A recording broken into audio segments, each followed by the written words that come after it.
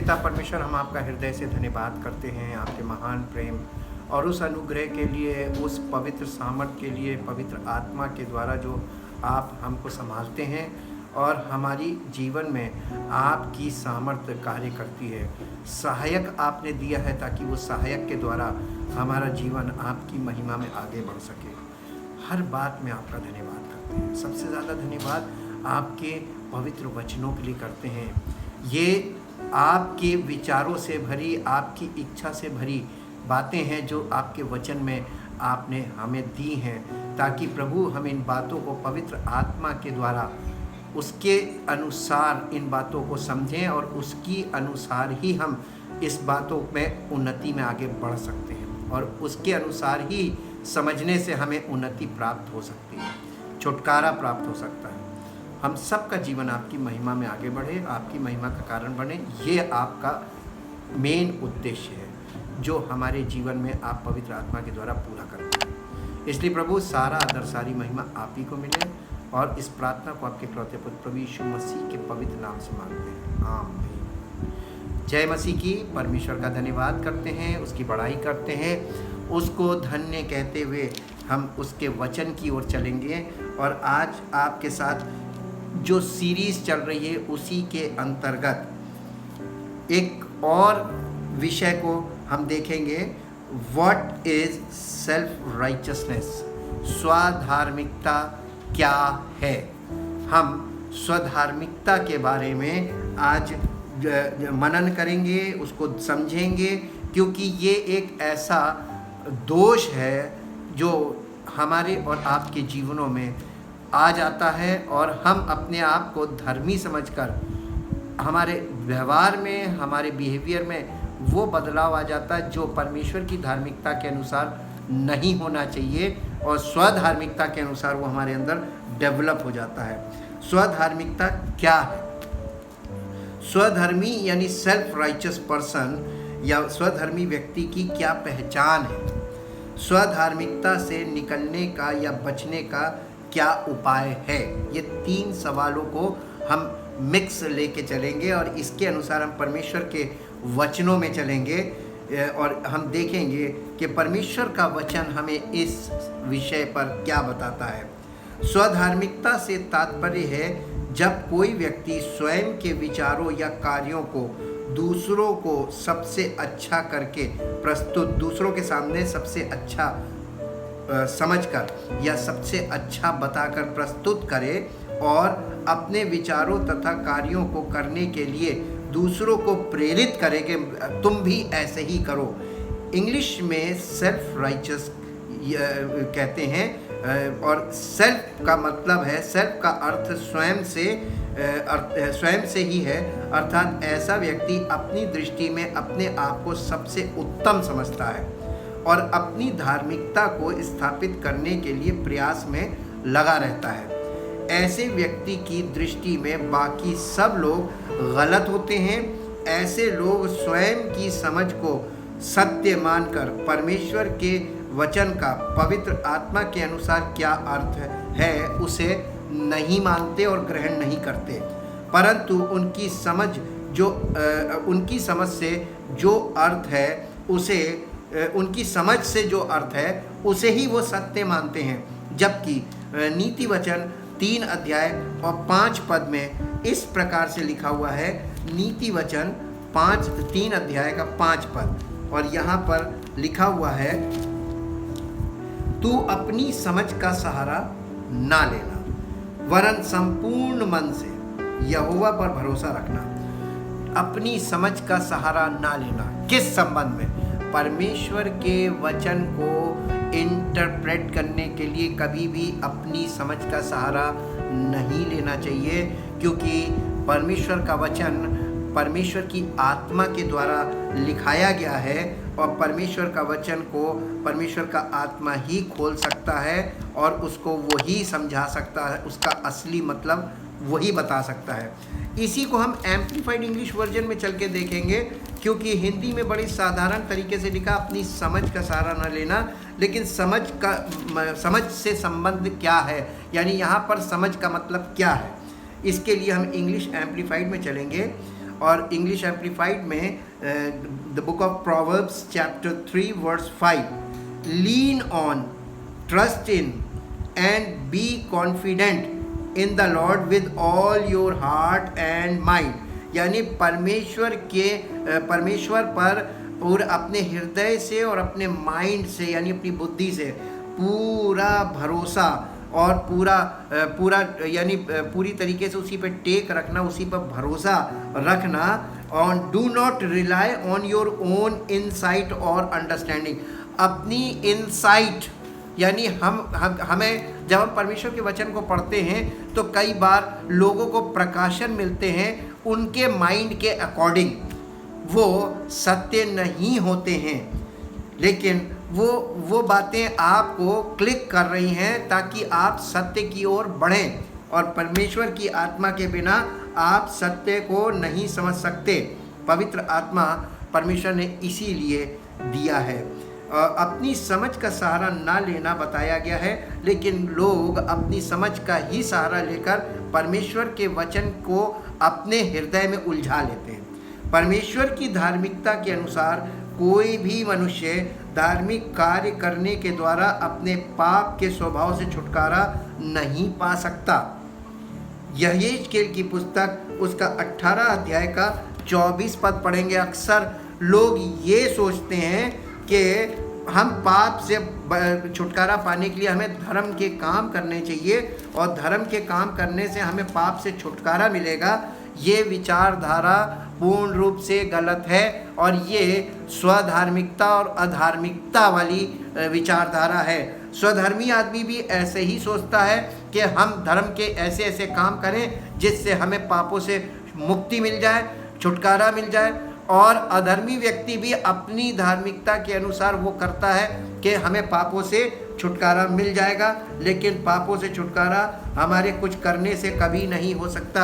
यहेजकेल की पुस्तक 18 अध्याय में आएंगे और 18 अध्याय का दूसरा और तीसरा पद पढ़ेंगे। यहेजकेल की पुस्तक 18 अध्याय, यहेजकेल की पुस्तक का 18 अध्याय का 24 पद पढ़ेंगे।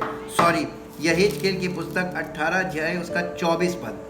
परंतु जब धर्मी अपने धर्म से फिरकर टेढ़े काम वरन दुष्ट के सब घृणित कामों के अनुसार करने लगे तो क्या वो जीवित रहेगा? एक धर्मी व्यक्ति का यहाँ पे एग्जाम्पल लिया गया है। एक धर्मी व्यक्ति, या मान लीजिए हम परमेश्वर ने हमको एक्सेप्ट किया, परमेश्वर ने हमको पवित्र आत्मा दिया, लेकिन हम पवित्र आत्मा की अगुवाई को छोड़कर परमेश्वर की धार्मिकता प्राप्त करने के बाद पवित्र आत्मा की अगुवाई को छोड़कर हम वो करने लगे जो परमेश्वर की इच्छा के विरोध में है। और हमसे ये काम आपसे अनजाने में भी हो सकता है, क्योंकि जब आपको ये मालूम ही नहीं है कि परमेश्वर की इच्छा क्या है, किस संदर्भ में उसकी इच्छा क्या है, किस संदर्भ में वो आपसे क्या एक्सपेक्ट कर रहा है, आपको और हमको नहीं मालूम, और हमसे अनजाने में भी ये वाला काम हो सकता है। जितने धर्म के काम उसने किए हों उनमें से किसी का स्मरण ना किया जाएगा। जो विश्वासघात और पाप उसने किया हो उसके कारण वो मर जाएगा। यानी यदि कोई व्यक्ति परमेश्वर की धार्मिकता यानी प्रभु यीशु मसीह के द्वारा, उसके बलिदान के द्वारा पापों से छूटकर पवित्र आत्मा का वरदान प्राप्त कर ले, लेकिन पवित्र आत्मा के अनुसार ना चलकर वो अपने स्वभाव के अनुसार, अपनी शारीरिक अभिलाषाओं के अनुसार, अपने विचारों के अनुसार, अपनी शारीरिक इच्छाओं के अनुसार चलने लगे, तो उसके बारे में लिखा है कि ऐसा व्यक्ति, उसने जितने भी धर्म के काम उसने किए हों, कितनी प्रार्थनाएं की, कितना उपवास रखा, जो कुछ भी उसने किया धर्म के कामों में, वो उनमें से एक का भी स्मरण ना किया जाएगा। जो विश्वासघात और पाप उसने किया उसके कारण वो मर जाएगा। ये परमेश्वर का न्याय है, ये क्योंकि परमेश्वर न्यायी परमेश्वर है, ऐसा वो परमेश्वर का वचन हमें बताता है। यशायाह नबी की पुस्तक में चलेंगे और हम ये देखेंगे कि हमारे धर्म के कामों की परमेश्वर की दृष्टि में क्या वैल्यू है। यशायाह नबी की पुस्तक उसका 64 अध्याय 64 चैप्टर 64 चैप्टर का चौथा पद पढ़ेंगे, छठा पद। हम तो सब के सब अशुद्ध मनुष्य के से हैं और हमारे धर्म के काम सब के सब मैले चिथड़ों के समान हैं। हम सब के सब पत्ते के समान मुरझा जाते हैं और हमारे अधर्म के कामों ने हमें वायु के समान उड़ा दिया है। यानी परमेश्वर का वचन हम मनुष्यों के धर्म के कामों के अनुसार जो हम धर्म के काम कर रहे हैं वो उसको परमेश्वर की नज़र में वो क्या है, मैले चिथड़ों के समान। ये सच्चाई सुनकर भी लोग इस बात को एक्सेप्ट नहीं करते हैं कि नहीं, हम जो कर रहे हैं ये मैले चिथड़े हैं परमेश्वर के सामने, इसलिए हम परमेश्वर को अपने धर्म के कामों से कभी भी प्रसन्न नहीं कर सकते और हमारे धर्म के कामों से हमें पापों से छुटकारा नहीं मिल सकता, असंभव है। इसलिए परमेश्वर हमसे अपनी पवित्र आत्मा के द्वारा पाठ पाठ करके वो बातें बताता है जो हमको नहीं मालूम है या जिन बातों को हम अंडरस्टैंड नहीं कर पा रहे। इसलिए जो किसी मनुष्य से संभव नहीं हो सका उसे परमेश्वर ने सबके लिए किया। रोमियो 8 अध्याय उसका 2 पद, परमेश्वर ने क्या किया जो मनुष्यों के लिए असंभव था। अक्सर लोग कहते हैं जो मनुष्यों के लिए असंभव है वो परमेश्वर के लिए संभव है। जी हाँ, लेकिन क्या चीज़ किस संदर्भ में ये बात बोली गई है उसे भी समझना ज़रूरी है। और उसके लिए रोमियो की पत्री 8 अध्याय उसके 2 और 3 पद को पढ़ेंगे। क्योंकि जीवन की आत्मा की व्यवस्था ने मसीह यीशु में मुझे पाप की और मृत्यु की व्यवस्था से स्वतंत्र कर दिया। क्योंकि जो काम व्यवस्था शरीर के कारण दुर्बल होकर ना कर सकी उसको परमेश्वर ने किया, अर्थात अपने ही पुत्र को पाप में शरीर की समानता में और पाप बलि होने के लिए भेजकर शरीर में पाप पर दंड की आज्ञा दी। यानी परमेश्वर ने अपने इकलौते पुत्र का जो बलिदान किया वो हमारे पाप को उसके शरीर में डिक्लेयर किया और हमारे लिए उसका बलिदान किया गया ताकि हम पाप से छूट जाएं। अब सबके लिए परमेश्वर की धार्मिकता प्रकट हुई है। अब सब लोगों के लिए, चाहे वो सेल्फ राइचस हो चाहे वो अनराइचस हो, यानी स्वधर्मी हो या अधर्मी हो, हर प्रकार के व्यक्ति के लिए, सब तरह के मनुष्य के लिए परमेश्वर की धार्मिकता सबके लिए प्रकट हुई है, जिसका वर्णन रोमियो की पत्री 3 अध्याय में मिलता है। रोमियो की पत्री के 3 अध्याय में आएंगे और 3 अध्याय में विश्वास द्वारा धार्मिकता, और ये 21 पद से हम देखेंगे। 21 पद से इस प्रकार से लिखा है, 21 से 26 पद तक, परंतु अब व्यवस्था से अलग परमेश्वर की वो धार्मिकता प्रकट हुई है जिसकी गवाही व्यवस्था और भविष्यवक्ता देते हैं। यानी पुराने नियम में व्यवस्था और भविष्यवक्ता 2 ही सेक्शन हैं। ये दोनों सेक्शन किसकी गवाही देते हैं? परमेश्वर की वो धार्मिकता की जो प्रकट होने वाली थी, अर्थात उसका इकलौता पुत्र जो समस्त मानव जाति के पापों को अपने ऊपर उठाने के लिए आया और उसने ऐसा ही किया। वो हमारे पापों के लिए बलिदान हुआ और तीसरे दिन मुर्दों में से जी उठा और आज वो परमेश्वर के दाहिने विराजमान है, जीवित है और अब सदैव के लिए जीवित है, युगान युग जीवित है और अब वो समस्त पृथ्वी पर अधिकारी है। और इसीलिए उस पर विश्वास करना परमेश्वर की धार्मिकता है, अर्थात परमेश्वर की वो धार्मिकता जो यीशु मसीह पर विश्वास करने से सब विश्वास करने वालों के लिए है। इसमें कोई भेदभाव नहीं है, जाति भेद नहीं है, लिंग भेद नहीं है। यहाँ पर कोई भी कर सकता है क्योंकि कुछ भेद नहीं, इसलिए कि सबने पाप किया है और परमेश्वर की महिमा से रहित है, परंतु उसके अनुग्रह से उस छुटकारे के द्वारा जो मसीह यीशु में है सेंतमेत धर्मी ठहराए जाते हैं। सेंतमेत का मतलब विदाउट एनी वर्क। हमें मसीह में जो धार्मिकता मिल रही वो हमारे कर्मों से नहीं है, हमें कुछ हमने ऐसा किया उससे नहीं है, ये परमेश्वर का प्रेम और अनुग्रह है जिसके द्वारा ये धार्मिकता हम विश्वास करते हैं तो उसकी धार्मिकता हमें प्राप्त होती है।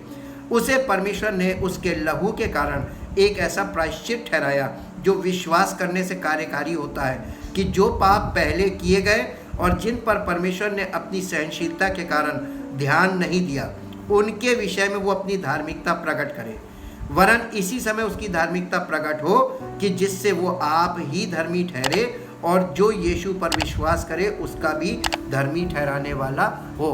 परमेश्वर आप भी धर्मी ठहरता है जब वो हमें धर्मी ठहराता है। परमेश्वर हमें धर्मी ठहराता है। God declare us righteous and God made us righteous through the Holi spirit. ये है परमेश्वर की धार्मिकता। और इसी के साथ साथ रोमियो की पत्री 10 अध्याय 1 से 4 पद पढ़ेंगे। रोमियो की पत्री 10 अध्याय 1 पद से 4 पद तक। रोमियो 10 अध्याय 1 पद से 4। हे भाइयों, मेरे मन की अभिलाषा और उनके लिए, अर्थात यहूदियों के लिए बोल रहा है, ये पौलुस कलीसिया को बता रहा है, यहूदियों के लिए, उनके लिए परमेश्वर से मेरी ये प्रार्थना है कि वे उद्धार पाएं। किनके लिए? जिनको व्यवस्था दी गई थी, जिनको प्रतिज्ञाएं दी गई थी और जिनको परमेश्वर ने पहले एक्सेप्ट किया, उनके लिए। क्योंकि मैं उनकी गवाही देता हूँ कि उनको परमेश्वर के लिए धुन तो रहती है, लेकिन परंतु बुद्धिमानी के साथ नहीं। यहूदी लोगों के लिए या खतने वालों के लिए कह लीजिए, उन्हें परमेश्वर के लिए धुन तो रहती है, लेकिन बुद्धिमानी के साथ नहीं। एक चीज़ माइनस हो गई वहाँ पे, विजडम माइनस हो गई, क्योंकि वे परमेश्वर की धार्मिकता से अनजान होकर, यानी परमेश्वर की धार्मिकता को वो अंडरस्टैंड नहीं करते, एक्सेप्ट नहीं करते और उसको बिल्कुल रिजेक्ट करते हैं। परमेश्वर की धार्मिकता से अनजान होकर, यहाँ पर आप इंग्लिश में जाएंगे तो वर्ड आता है इग्नोरेंट, यानी अनजान, उन जिनको ये रहस्य लगता। परमेश्वर की धार्मिकता एक रहस्य है। जी हाँ, परमेश्वर की धार्मिकता रहस्य तो है, इसको वो लोग समझ नहीं पाते, इसलिए ये इस विषय में वे अज्ञान है। इग्नोरेंट का मतलब अज्ञान। तो कौन लोग अज्ञान है? जिनको व्यवस्था दी गई थी वे ही अज्ञान हो गए। व्यवस्था के बाद भी जो व्यवस्था और भविष्यवक्ता यीशु मसीह के विषय में बराबर प्रोफेसी भी होती रही, गवाही भी थी, और उसी के विषय में परमेश्वर का वचन बता रहा था उद्धारकर्ता आएगा, और जब वो आया उसी के विषय में वो अज्ञान है और अपनी धार्मिकता स्थापित करने का यत्न करके परमेश्वर की धार्मिकता के अधीन ना हुए। क्योंकि हर एक विश्वास करने वाले के लिए धार्मिकता के निमित्त मसीह व्यवस्था का अंत है। यानी ये मसीह जो है उसने व्यवस्था को फुलफिल किया है, तो व्यवस्था हमारे सामने से पूरी हो गई। अब जिसने व्यवस्था पूरी की है उसको हमें फॉलो करना है, और वे मतिमंद हो गए। इसीलिए पौलुस ने लिखा वे मतिमंद हो गए और आज तक उनके हृदय पर पर्दा पड़ा हुआ है। ऐसी दशा में होने का मतलब ये है कि हर व्यक्ति जो परमेश्वर पर विश्वास करता है वो कोई भी कार्य अपनी इच्छा से कभी भी नहीं करता है, बल्कि परमेश्वर की इच्छा पूरी करने के लिए अपना मन उन बातों में लगाता है जिनसे परमेश्वर को महिमा मिले। जैसा कि यीशु मसीह ने अपने पिता की इच्छा को पूरा किया और जिस कार्य को करने के लिए आया था उसे पूरा किया। पवित्र आत्मा जब हमारे जीवन में आता है तो हमें भी पवित्र आत्मा के द्वारा परमेश्वर की इच्छा को पूरा करना है, तभी हम परमेश्वर की संतान कहलाएंगे। यीशु मसीह ने स्वधर्मी व्यक्ति के विषय में एक दृष्टांत बताया था जो लूका रचित सुसमाचार 18 अध्याय में मिलता है। हम उसे जाकर देखेंगे और यीशु मसीह के नज़रिए से हम इसको देखेंगे, पवित्र आत्मा के नज़रिए से हम इसको समझेंगे, ताकि हमें ये बात समझ में आए कि कहीं ऐसा तो नहीं कि हम भी इसी प्रकार की भावना के शिकार हो गए हों। ये स्वधार्मिकता कुछ नहीं, एक ऐसी भावना है जो हमारे अंदर आ जाती है, हमारे हृदय में बैठ जाती है और हम उसी के अकॉर्डिंग सोचने लगते हैं, उसी के अकॉर्डिंग बाइबल पढ़ने लगते हैं, उसी के अकॉर्डिंग करने लगते हैं। और ये एक भावना है जो हमारे हृदय में रहती है और हमारे कार्यों से प्रकट होती है। उसने फरीसी और चुंगी लेने वाले का दृष्टांत, लूका रचित सुसमाचार 8 अध्याय 9 पद से, उसने उनसे जो अपने ऊपर भरोसा रखते थे। स्वधर्मी व्यक्ति की सबसे बड़ी पहचान है कि वो अपने ऊपर बहुत भरोसा रखते हैं। मैं विश्वासी, मैं परमेश्वर का व्यक्ति, मैं परमेश्वर का जन हूँ, मैं परमेश्वर का सेवक हूँ, मैं परमेश्वर का बच्चा हूँ, मैं परमेश्वर का बेटा हूँ। यानी वो अपने आप को अपने आप पर बहुत भरोसा रखते हैं कि मैं ये कर दूंगा तो ये हो जाएगा, मैं ऐसा कर दूंगा तो ऐसा हो जाएगा। उसने उनसे जो अपने ऊपर भरोसा रखते थे कि हम धर्मी हैं, यही चीज़ तो है अपने धर्म के ऊपर अपने आप को धर्मी मानना और ये समझना कि हमसे बड़ा कोई नहीं है और हम तो पूरी दुनिया में लोगों को भस्म कर सकते हैं, हम तो कुछ भी कर सकते हैं, अलौकिक कार्य कर सकते हैं, इस तरीके की भावना स्वधर्मी भावना है। और यही लिखा उसने उनसे जो अपने ऊपर भरोसा रखते थे कि हम धर्मी हैं। अपनी धार्मिकता पे भरोसा रखना, अपने धर्म के कामों पर भरोसा रखना, अपनी धार्मिक शिक्षाओं पर भरोसा रखना, ये स्वधार्मिकता की पहचान है। और दूसरों को तुच्छ जानते थे, यानी जो व्यक्ति दोनों काम एक साथ करता है, अपने आप को धर्मी समझता, अपनी शिक्षाओं पर भरोसा करेगा और दूसरों को तुच्छ जानता है कि ये क्या है, इनको ऐसी मानसिकता नहीं होनी चाहिए। ये दृष्टांत कहा। 2 मनुष्य मंदिर में प्रार्थना करने के लिए गए। यीशु मसीह जब कुछ बोलता था तो उस बोली के पीछे, वो बोलने के पीछे एक मकसद होता था, एक विषय होता था और एक भावना, छिपी हुई भावना जो होती है, उसी के विषय में वो बातें करता था। यहाँ पर 9वें अध्याय में वो छिपी हुई भावना, वो विचार जो लोगों में आज भी धार्मिक होने का विचार है, अब धार्मिक व्यक्ति अपने पर भरोसा रखता है, बिल्कुल सही बात लिखी हुई है। और दूसरों को तुच्छ जानना, ये उन लोगों के विषय में उसने इस प्रकार से बताया कि 2 मनुष्य मंदिर में प्रार्थना करने के लिए गए। एक फरीसी था और दूसरा चुंगी लेने वाला, यानी एक स्वधर्मी और एक अधर्मी। 2 गए, एक स्वधर्मी और एक अधर्मी, एक सेल्फ राइचस और एक अनराइचस। जो इसमें जो फरीसी है वो स्वधर्मी है, सेल्फ राइचस, और इसमें जो चुंगी लेने वाला है वो अधर्मी है, यानी अनराइचस। दोनों गए। फरीसी खड़ा होकर अपने मन में यूं प्रार्थना करने लगा, हे परमेश्वर, मैं तेरा धन्यवाद करता हूं कि मैं दूसरे मनुष्य के समान अंधेर करने वाला, अन्यायी और व्याभिचारी नहीं और ना इस चुंगी लेने वाले के समान। कंपैरिजन, मैं अपनी बड़ाई करना, अपने दृष्टि में अपने आप को सही जानना और उस दूसरों को तुच्छ समझकर उसके विषय में टिप्पणी करना। मैं सप्ताह में 2 बार उपवास रखता हूँ, देखिए धर्म के काम आ गए। मैं अपनी सब कमाई का 10वां अंश भी देता हूँ, ये भी धर्म के काम है। परंतु चुंगी लेने वाले ने, इस अनराइचस व्यक्ति ने, एक अधर्मी व्यक्ति ने, दूर खड़े स्वर्ग की ओर आंखें उठाना भी ना चाहा, वरन अपनी छाती पीट पीट कर कहा, हे परमेश्वर, मुझ पापी पर दया कर। मैं तुमसे कहता हूँ कि वो दूसरा नहीं परंतु यही मनुष्य धर्मी ठहराया जाकर अपने घर गया, क्योंकि जो कोई अपने आप को बड़ा बनाएगा वो छोटा किया जाएगा और जो अपने आप को छोटा बनाएगा वो बड़ा किया जाएगा। स्वधर्मी अपने आप को बड़ा बनाना और अधर्मी व्यक्ति कभी भी अपने आप को, अगर कोई व्यक्ति अधर्मिक मानसिकता में है, अनराइचसनेस बिहेवियर में है, तो वो अपने आप को परमेश्वर के सामने एकदम तुच्छ समझेगा कि हम इस लायक नहीं हैं। और जो स्वधर्मी होगा वो परमेश्वर के सामने अपने आप को धर्मी साबित करने का प्रयास करेगा। ये अंतर की बात है और इस अंतर को हमें और आपको समझना चाहिए। और ये एक बिहेवियर है, क्योंकि ये एक भावना है। पवित्र आत्मा ने पौलुस के द्वारा इस विषय पर जो कहा रोमियो की पत्री में वो मिलता है। रोमियो 2 अध्याय 17 से 29 पद में यहाँ पर सेल्फ राइचस व्यक्ति के विषय में पवित्र आत्मा ने लिखवाया, बल्कि कहा क्या, लिखवाया। और ये पत्री कलीसिया को लिखी, रोमियो के नाम कलीसिया को ये पत्री लिखी गई। और ये सबसे इम्पोर्टेंट बुक है नए नियम के अंदर। ये कोर्ट रूम बुक कहलाती है। ये इसमें कोर्ट का पूरा सीन है कि मसीह में सुसमाचार के द्वारा परमेश्वर का न्याय कैसे होगा।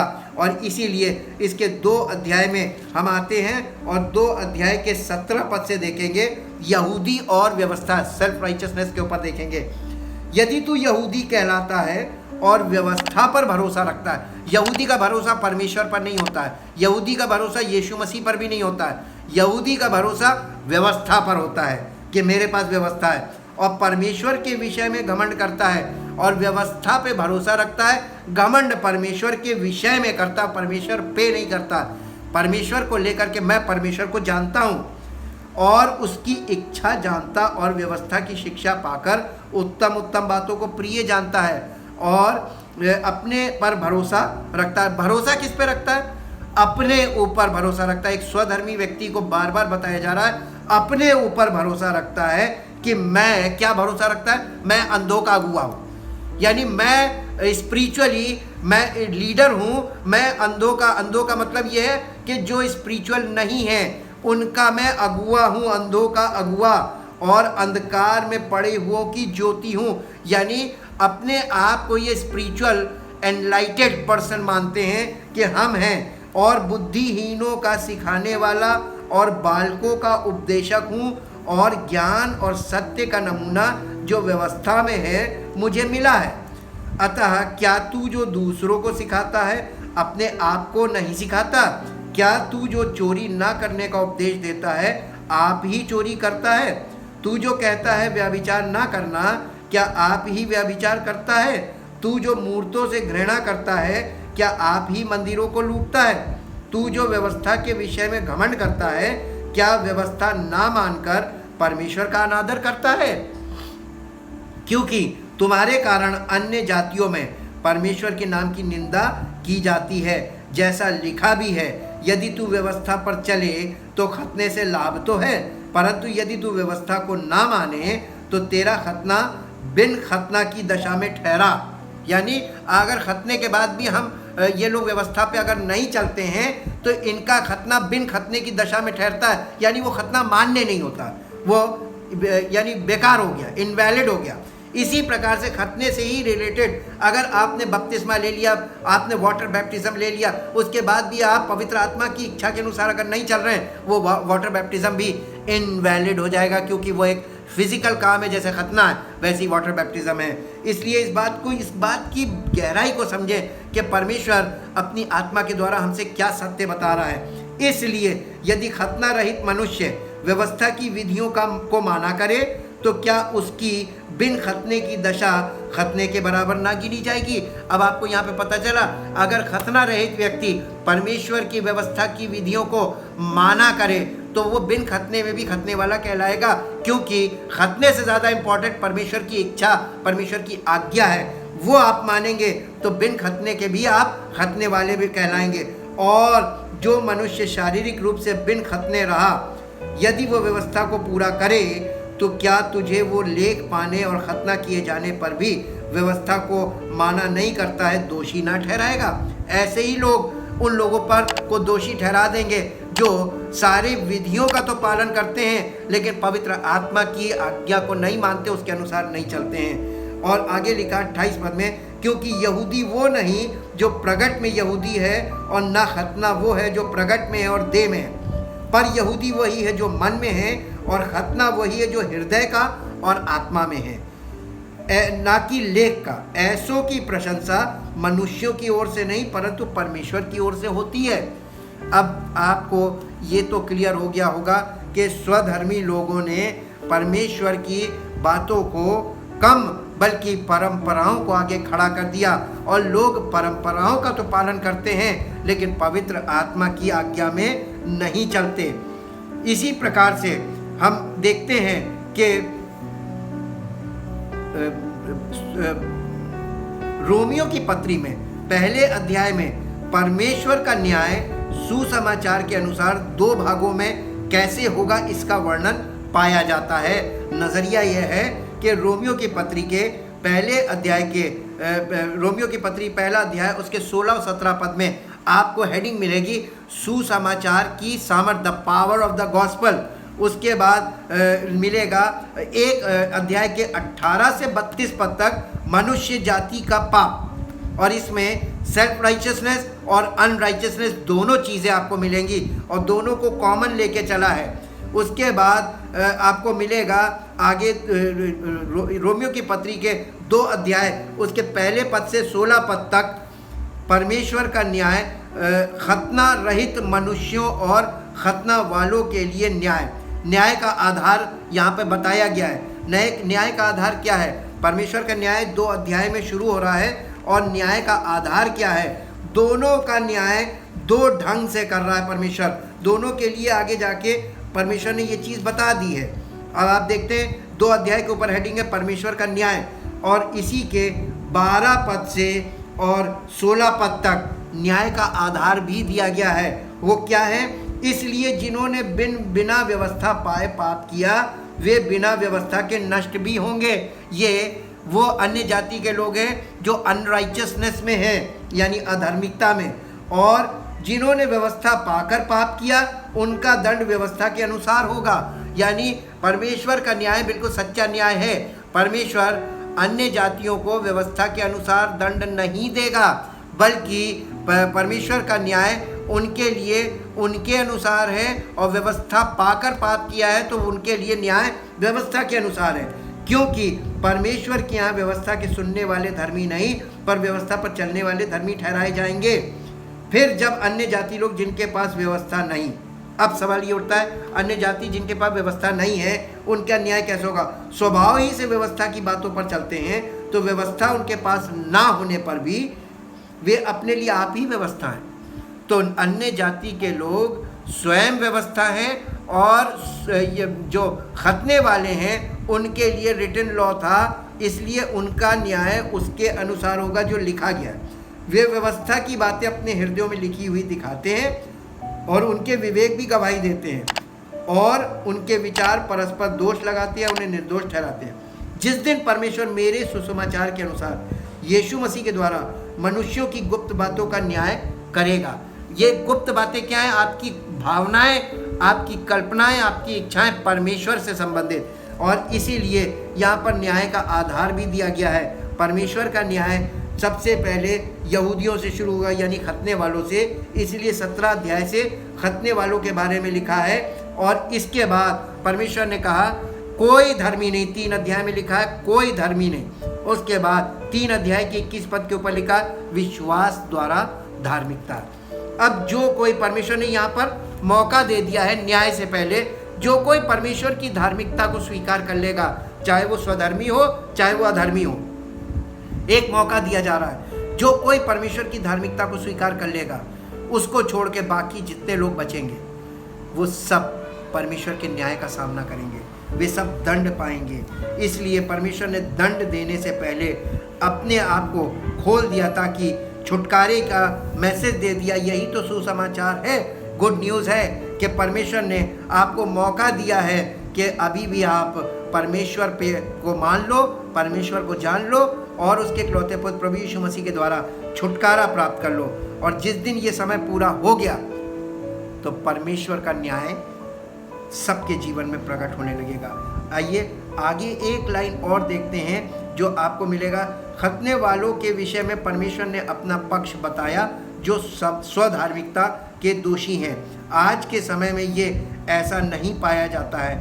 आज के युग में अन्य जाति लोग भी स्वधर्मी हो गए हैं, और खतने वाले जो पहले स्वधर्मी हुआ करते थे वे भी अन्य जातियों के समान अधर्मी हो चुके हैं। इसलिए रोमियो 2:12 से 16 में दोनों का न्याय कैसे होगा इसका वर्णन दिया गया है। रोमियो 3 इस बात को बताता है कि कोई धर्मी नहीं, ना ही खतने वाला और ना खतना रहित, कोई धर्मी नहीं है।